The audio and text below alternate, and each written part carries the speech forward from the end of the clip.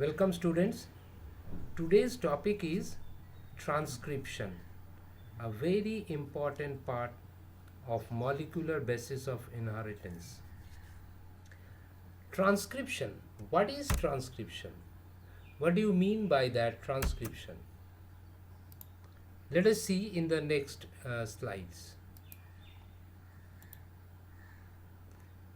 Transcription is the process by which genetic information is transferred from DNA to RNA. What is this genetic information? This genetic information could be production of proteins or amino acids. This genetic information could be enzymes. This genetic information could be hormones. So the code is actually placed in the DNA in a raw form. What do you mean by the raw form? Suppose this is the DNA. Now it has many nucleotides, and within this 3 nucleotide sequence is known as codon. Suppose this is a codon, this is a codon, and this is a codon. Now according to these lines, this DNA contains the raw information in the form of codon. But to produce the amino acids, the protein, the enzyme or the hormone, this code must be decoded. This code must be decoded so that the enzyme or protein should produced. अगर हम इस बात को हिंदी में इस तरह से समझें कि हम बाजार से सब्जी लेके आते हैं, लेकिन वो सब्जी रॉ फॉर्म में है, उसी रॉ फॉर्म की सब्जी को हम डायरेक्टली खा नहीं सकते. अगर हम खा भी लेते हैं तो उससे हम अपना required amino acid, protein, vitamin, minerals ले नहीं सकते, एब्जॉर्ब नहीं कर सकते, हमारी बॉडी एक्सेप्ट नहीं करेंगे. So what we need to do, we need to process it, जिसको हम कहते हैं फूड्स. हम उस रॉ वेजिटेबल से अपना फूड बनाएंगे. उस रॉ वेजिटेबल्स के अंदर में बहुत सारे विटामिन, मिनरल्स एनकोडेड है, जिसको हम डिकोडेड करेंगे through the cooking process and then by the digestion and metabolism हमारी बॉडी उसको डिकोड करके उससे वो रिक्वायर्ड सब्सटेंस एक्वायर करेंगे. तो इसी तरह से डीएनए में वो जेनेटिक कोडेड है which is transferred into the RNA. अब आते हैं segment of the DNA that takes part in transcription is called transcription unit. इसका मतलब क्या है? ये सेगमेंट ऑफ डीएनए का मतलब है इस डीएनए में हर एक पार्ट जो है वो इम्पॉर्टेंट नहीं है. हो सकता है ये पार्ट और ये पार्ट यूजफुल है, लेकिन ये पार्ट यूजफुल नहीं भी हो सकते हैं.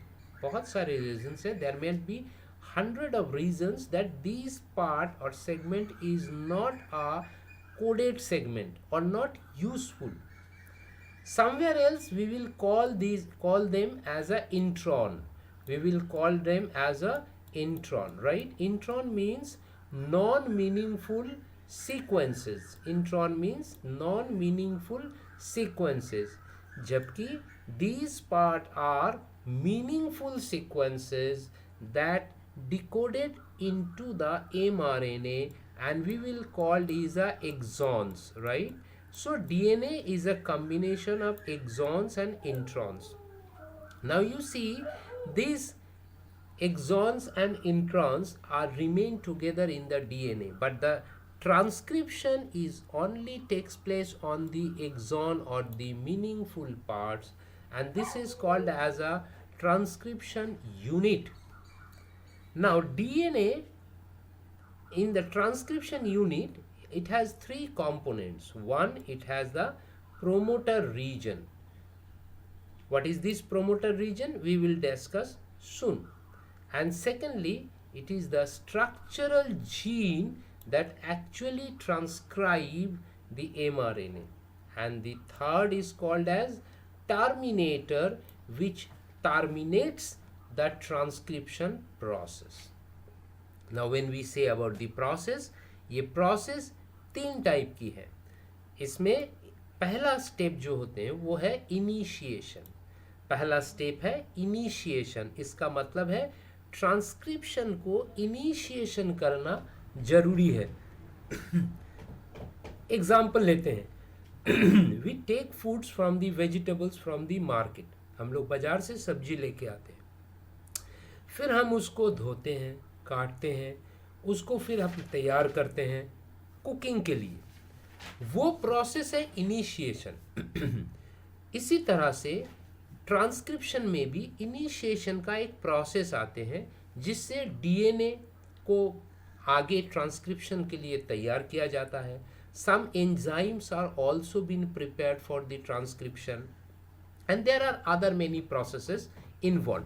सो हम लोग ये समझ गए कि initiation is a one part of the transcription but it is not the transcription.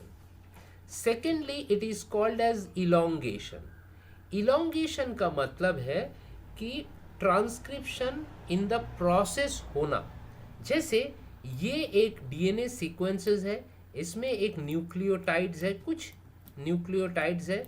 अब क्या है कि ये इलोंगेशन का मतलब एक न्यूक्लियोटाइड जो इससे मैच करते हैं, मैचिंग न्यूक्लियोटाइड इस जगह पे आएंगे और इस जगह पे बैठेंगे. डीएनए रेप्लिकेशन में हमने देखा इन दोनों के बीच में एक बॉन्डिंग तैयार होगा, फिर एक तीसरा न्यूक्लियोटाइड आएंगे और इसके साथ ये मैचिंग करेंगे, राइट, और इसके बीच में एक बॉन्डिंग तैयार होगा. Ultimately there will be mRNA will be produced in this DNA, right? There will be mRNA produced in the from this DNA. तो ये जो इलोंगेशन है इसका मतलब है 1 by 1 न्यूक्लियोटाइड का एडेड होना और mRNA की प्रिपरेशन करना और mRNA की सिंथेसाइज होना. जिस तरह से हम समझते हैं कि हमने ये जो वेजिटेबल्स मार्केट से लाए उसको काट लिया, धो लिया, प्रोसेस कर लिया और फिर अब हम उसको गैस चूल्हे में बिठाएंगे और उसको पकाएंगे. तो ये जो पकाना, cooking, it's a elongation, it's a transcription process. इसके बाद जब ये ट्रांसक्रिप्शन पूरा हो जाते हैं, when it is completed, now how it is completed, that is a different issue we will discuss. जब ये कंप्लीट हो जाते हैं, जैसे हमारी कुकिंग कंप्लीट हो जाते हैं, हम गैस बंद कर देते हैं, it is called as termination. So when the mRNA synthesis is been completed, then it is terminated from the DNA, separated from the DNA. So there are 3 processes in transcription: initiation, elongation and the termination. Let us look at the next slide. Now ये जो transcription की बात हम लोग कर रहे थे, तो ये ट्रांसक्रिप्शन की प्रोसेस में it could be two types. One, it is in the prokaryotes and the other it is in the eukaryotes. So there is a difference in the transcription. Either it is a prokaryotic transcription or it is a eukaryotic transcription. अब सवाल ये है कि ये differences क्यों है? See, in the prokaryotes like bacteria, transcription occurs is in the cytoplasm, and in the eukaryotes transcription takes place in the nucleus, because bacteria do not contains nucleus, it contains nucleoids. अब क्या है कि इसके nucleus नहीं है, तो इसमें transcription और ट्रांसलेशन दोनों ही साइटोप्लाज्म में होते हैं. Translation from the mRNA to protein production, it is called as translation. तो ये भी साइटोप्लाज्म में होते हैं. तो यूकैरियोट्स में ट्रांसक्रिप्शन न्यूक्लियस में होते, तो पहला डिफरेंस ये आ गया. और उसके बाद इसकी ट्रांसलेशन यानी कि mRNA से फिर protein synthesis, that takes place in the cytoplasm. ये तो एक बेसिक डिफरेंसेस प्रोकैरियोट्स और यूकैरियोट की ट्रांसक्रिप्शन के बीच. लेकिन what is the major differences between the prokaryotic transcription and eukaryotic transcriptions? Let us see. DNA in prokaryotes is much more accessible to RNA. Why? Why it is so much accessible to RNA? RNA कौन से? Enzyme name is RNA polymerase. DNA in prokaryotes is much more accessible to RNA polymerase enzyme than DNA in the eukaryotes. Why so? Let us see. RNA polymerase interact directly with the prokaryotic DNA. ऐसा क्यों है? See, in the eukaryotic DNA, it is wrapped by the protein is called as histone protein. हमने पहले देखा है, हम जानते हैं कि that in case of prokaryotic DNA, there is no histone protein. It is a simple DNA. But in case of eukaryotic DNA, it is wrapped by the histone proteins, right? And these histone proteins makes a nucleosomes. Further, these nucleosomes makes the chromatin fiber. So, before transcription, these all basic proteins should be removed from the DNA, right? So the chromatin should be converted into a simple one. So histone protein should be removed and it should be make a simple DNA so that RNA polymerase can readily access the nucleotides. जब तक ये enzyme nucleotide को access नहीं करेंगे तब तक ये transcription शुरू नहीं हो सकता, क्योंकि इस न्यूक्लियोटाइड के पास ही कोड है. जो कोड पहले होगा उसके बाद ही ट्रांसक्रिप्शन शुरुआत होगा. Say for example, if we start a computer, right? Suppose if we start a computer, then the computer inside should read a code and that code should boot the computer, starting of the computer. तो वो जो code है inside में, वो code पहले read होना चाहिए, generate होना चाहिए, ये डिकोडेड होना चाहिए, तभी जाके ये कंप्यूटर जो है वो बूटिंग होते हैं. तो उसी तरह से सबसे पहले इसके अंदर से जो ये बेसिक प्रोटीन है, हिस्टोन प्रोटीन्स है ना, जिसके अंदर ये हिस्टोन प्रोटीन पहले रिमूव होना चाहिए. हिस्टोन प्रोटीन रिमूव होगा, ये एक सिंपल डीएनए में कन्वर्टेड होंगे और इसकी जो न्यूक्लियोटाइड्स है वो एक्सेसिबल होना चाहिए आरएनए पॉलीमरेज की पास. तो आरएनए पॉलीमरेज इस जो न्यूक्लियोटाइड के अंदर रखा हुआ जो कोडिंग है वो कोडिंग को डिकोडेट करेंगे. तो इसीलिए eukaryotic DNA is more complex than the prokaryotic DNA. So the other proteins mediate the interaction between RNA polymerase and DNA in the eukaryotes. There are some other proteins also. They mediate the interaction between the RNA polymerase and DNA in the eukaryotic form. Whereas prokaryote में ऐसा कुछ भी नहीं है. It is a simple DNA. So RNA polymerase can readily access its nucleotides. आगे अगर हम इसको समझेंगे कि what is this RNA polymerase basically. In case of replication we have seen that it was the enzyme basically DNA dependent DNA polymerase. But in case of transcription it is DNA dependent RNA polymerase enzyme, which is the main enzyme in the transcription. RNA polymerase uses one of the DNA strands which is called as a template strands. इसका मतलब है ये जो DNA का दोनों strand है, ये दोनों स्ट्रैंड में ट्रांसक्रिप्शन नहीं होता. कोई भी एक स्ट्रैंड है जिसके ऊपर ट्रांसक्रिप्शन होते, कोई भी एक स्ट्रैंड. सो आरएनए पॉलीमरेज सिर्फ एक स्ट्रैंड की इस्तेमाल करेंगे, यूज करेंगे. That strand will be called as a template strand, as a template to make a new complementary RNA molecule. Template का मतलब है डाइस. जो चीज़ हम कुछ बनाना चाहते हैं, एक ओरिजिनल कुछ सबस्ट्रेट से, उस पे हम लोग एक डाइस के इस्तेमाल करते हैं जिसके ऊपर हम एक नए सबस्ट्रेट बना सकते हैं, copy of the parent one. RNA polymerase are enzymes that transcribe the DNA into RNA. This is the main enzyme. Using our DNA template, RNA polymerase builds a new RNA molecule through base pairing. Say for example, if there is a G in the DNA template, RNA polymerase will add C to the new growing RNA strands. अब इस picture में समझ सकते हो, ये template है, ये this is the template one, और इसमें आपका न्यूक्लियोटाइड के सीक्वेंसेस है. सपोज ए है, सी है, ए टी सी, इसी तरह. अब ये 3 प्राइम रीजन पे है. आप गौर करो, ये 3 प्राइम रीजन पे है. तो ये ट्रांसक्रिप्शन जो है, पहली बात 5 प्राइम टू 3 प्राइम डायरेक्शन में होगा.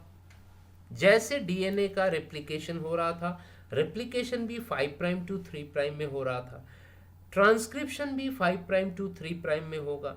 अब क्या है कि एडेनाइन के बदले में यूरासिल आएगा. टेम्पलेट स्ट्रैंड में एडेनाइन के बदले यूरासिल आएगा, साइटोसिन के बदले गुआनिन आएगा, उसी तरह थायामिन के बदले एडिनाइन आएगा. जिस तरह हमने देखा कि एक रूल्स है डीएनए रेप्लिकेशन का, उसी रूल्स पर मेंटेन करेंगे. अगर ये टेम्पलेट स्टैंड है, अगर हम बताएंगे कि it is a template stand, तो इस पे जो न्यूक्लियोटाइड होगा, अगर ये एडेनाइन है तो इसके बदले में थायामिन नहीं आएगा, इसके बदले में आएगा यूरासिल. फिर अगर इसमें थायामिन है, अगर हम देखेंगे थायामिन है, तो यहाँ पर एक और न्यूक्लियोटाइड आएंगे जो होगा एडेनाइन, राइट, एडेनाइन, और इन दोनों के बीच में एक बॉन्डिंग होगा. फिर इधर अगर सी है, साइटोसिन, तो ये साइटोसिन आएंगे, इसके बदले में क्या आएगा, गुआनोसिन. अब इस बीच में एक बॉन्डिंग होगा.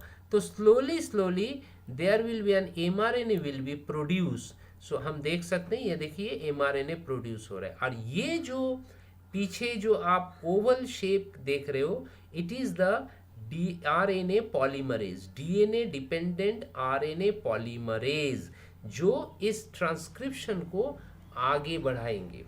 RNA polymerase always builds a new RNA strands in the 5 prime to 3 prime direction as like the DNA replication. That is, it can only add RNA nucleotides to the 3 prime end of the strand. इसका मतलब है ये जो strand का इस्तेमाल करेंगे, ये जो स्टैंड का इस्तेमाल करेंगे RNA polymerase, that should be 3 prime to 5 prime की स्टैंड होना चाहिए, क्योंकि RNA polymerase can only add the nucleotide at the 3 prime end of the DNA template. उसी जगह पे जिस तरह से हमने देखा कि हमने एक रेप्लिकेशन प्रोसेस में देखा कि ये 3 प्राइम था और ये 5 प्राइम था, और रेप्लिकेशन में हमने देखा 5 प्राइम टू 3 प्राइम रेप्लिकेशन होते हैं. This is the 5 prime and this is the 3 prime replication हो रहा था. एग्जैक्टली उसी तरह स्टार्टिंग जो न्यूक्लियोटाइड ऐड होगा वो 3 प्राइम के साथ मैच करके ऐड होगा. वो पेरेंट स्ट्रैंड का 3 to 5 प्राइम होना चाहिए. Next, now if we see the RNA polymerase always builds a new RNA strands in the 5 prime to 3 prime direction. Just I am repeating from the last slide. Transcription की initiation. To begin the transcribing a gene, RNA polymerase binds to the DNA of the gene at the region which is called as promoter region. ये promoter है क्या? Basically the promoter tells the polymerase where to sit down on the DNA and begin transcribing. इसका मतलब क्या है कि ये जो डीएनए का स्ट्रैंड है, इस डीएनए स्ट्रैंड में एक कोडॉन ऐसे है, एक कोडॉन ऐसा है, this is A U and G, this is called as start codon.